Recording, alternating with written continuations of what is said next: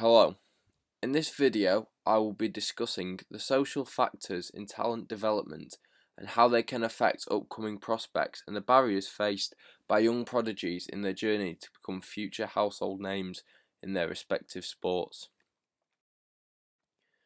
So, what is social development? Social development can be dictated by significant factors related to a child's upbringing and can start from as early as birth.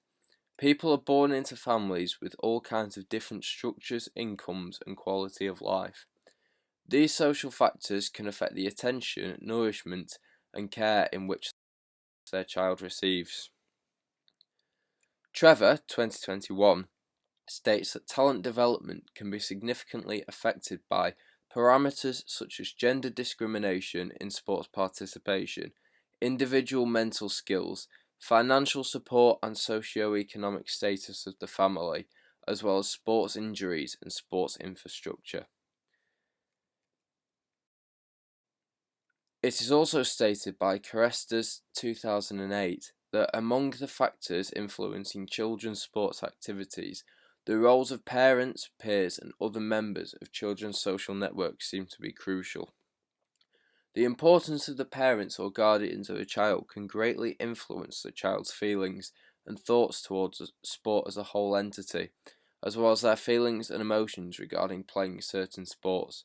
For example, young children can be influenced to play certain sports if their parents take them to watch or provide equipment related to that sport.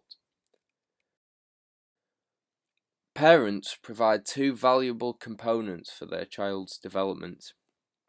These two components are money and time. This money can be used to fund the equipment and provision for their child to take part in sport, and the time can be spent nurturing and paying attention to the child and encouraging them in their developmental endeavours. Solomon, 2017, from the Aspen Institute, published the sports participation by demographic. These are children aged 6 to 12 who took part in at least one team sport in 2016. The results show that only 34% of children from homes with income under $25,000 a year had access to team sports, whereas 68.4% of children from homes with $100,000 or higher dollars a year were able to participate as part of a team. This correlation suggests that the provision of sport and equipment is becoming harder to retain. This may also have significant social impacts on young players if they are afraid they will be judged by people for their equipment and the condition of their kit.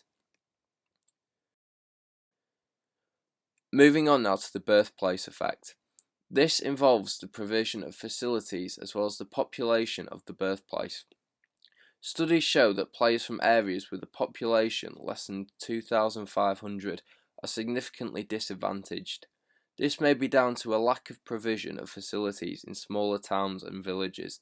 In big urban cities such as London and Manchester, there are a larger provision for sporting facilities as there is a bigger catchment area.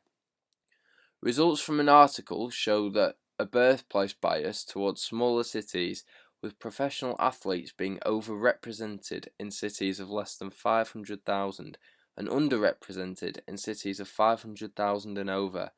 This may be impacted by higher population and therefore more competition for success within a certain sport.